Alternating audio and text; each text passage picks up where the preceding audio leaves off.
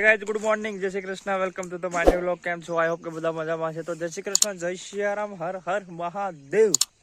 તો સવારમાં આપણે અત્યારે એક તો નાસ્તો કરવો જોશે ને, તો નાસ્તો કરવા માટે આપણે અહીંથી મસ્ત ભીંડા લઈ જવાના છે.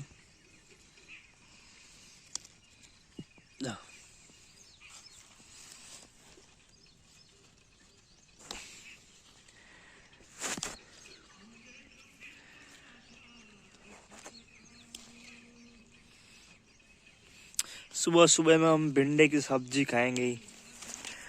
कुछ छोटे छोटे भिंडी है, कुछ बड़े बड़े भिंडी है.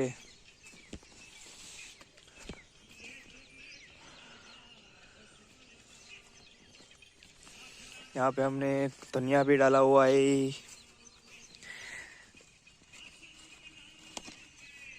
કેમ કે અત્યારે કંઈક તો તીખાશ હોય જોઈએ, હા પછી મજા ના આવે. મળે એટલે લેતા હતા.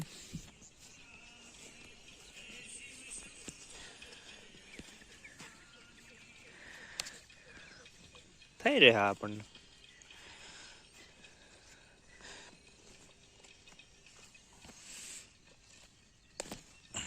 જો શું જાય છે તમને દેખાતું હશે કે ગરમીનું પ્રમાણ અત્યારે સવારમાંથી જ આજે વધી ગયું, અને ઉપર મતલબ કે આજે પવન પણ નથી એમ. જો તમને લાગે કોઈ ઝાડ આમ હલતું હોય એવું? આખું ઝાડ તો ન હલે, પણ એના પત્તા હલતા હોય એવું લાગે નહીં. કેમ કે આજે પવન છે જ નહીં. અને આપણે જે વાલ કાઢ્યા હતા, જે તમને મેં આગળના વિડીયોમાં બતાવ્યું, એ વાલ પણ અહીંયા પહોંચી ગયા છે. એટલે વાલ સોરી એનું સારું અહીંયા પહોંચી ગયું.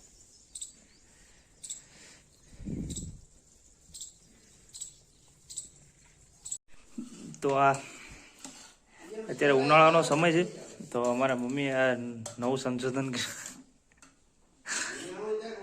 ગળમાં શરબત બનાવવાનું, અને આજે શાક તડકો લો લાગે ને આજ ટમેટા, પછી સરગન શીંગુ, રીંગણા, વાલોળ, સોળા, ગવાર, બટેટા. કઈ બાકી રહી ગયું? ઊંજો કરવાનું છે. મમ્મી બહુ ગળું કરતા નહીં તમે.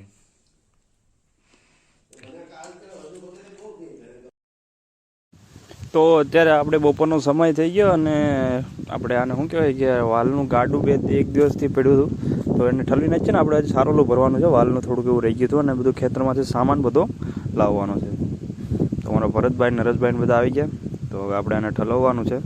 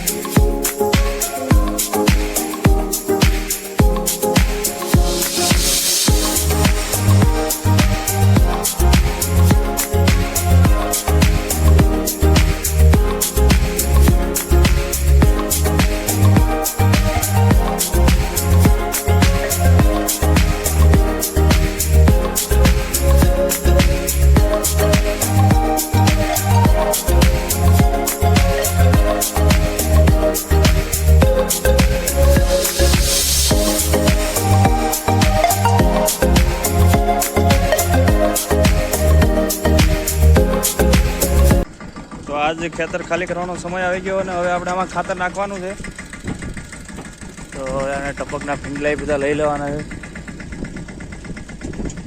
જે પણ સામાન હતો મોસ્ટ ઓફ બધો ખેતરમાંથી લેવાઈ ગયો, કારણ કે હવે આને ખાતર ભરી દેશી અને પછી ખેડવાનું થશે. અને ભાઈ ડાયરેક્ટ વાવણી.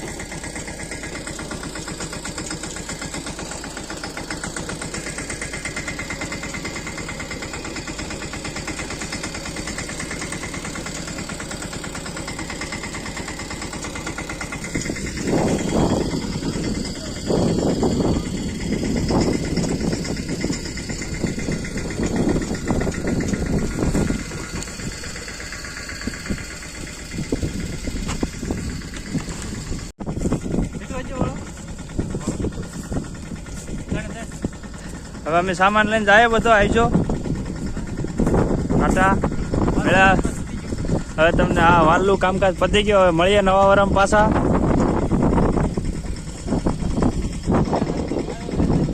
હા 2000 રૂપિયા ભાવ આવ્યો એ વેચાઈ ગયા.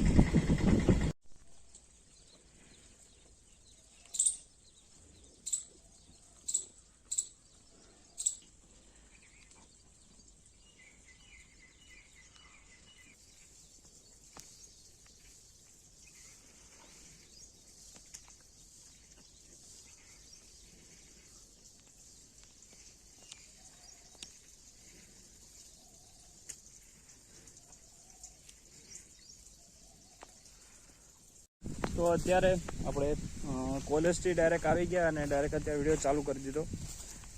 કોલેજની એક્ઝામ ચાલુ છે એટલા માટે ડાયરેક્ટ સવારમાંથી અમે અત્યારે વિડીયો ચાલુ કર્યો. તો અત્યારે આપણે કે જે મકાઈ વાઢવા આવ્યા હતા, લેકિન મકાઈ વાઢતા આપણને જે અત્યારે હાલત જોવા મળી છે એ કંઈક વિચિત્ર પ્રકારની, કે મકાઈ બધી આમ આવી રીતના પડી ગઈ. કારણ કંઈ ખબર નહીં પડતી. હવે કાં એટલો બધો પવન નહોતો તો બી છતાં બી આમ થઈ ગયું. કંઈ નહીં, હવે એ તો જો કે વાઢવામાં જ છે. અમે આ બધી મકાઈ વાઢવાનું અને આપણે આ તલી આજે જો કે પાણી પી ગયા.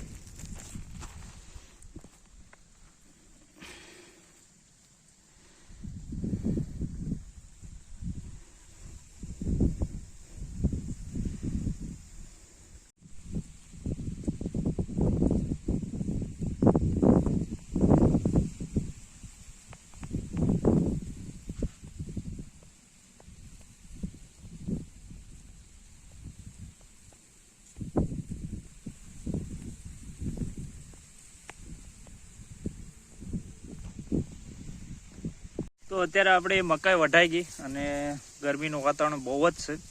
અતિશય ગરમીઓ પડે છે. અને જોકે અત્યારે તો આમ કે રોંઢાનો સમય થઈ ગયો, 5 વાગી ગયા એટલે વાતાવરણ ઠંડુ થઈ ગયું. પવન પણ ઉડવા લાગ્યો. પણ થોડી વાર પહેલાં અડધી કલાક પહેલાં એટલું વાતાવરણ ગરમ હતું કે કોઈ ગરમ ના થતું હોય ને તે થઈ જાય. તો આપણી મકાઈ પણ વઢાઈ ગઈ અને હવે આપણે આ માલને નાખવાની છે. તો ત્યાં સુધી પહોંચાડી દઈએ.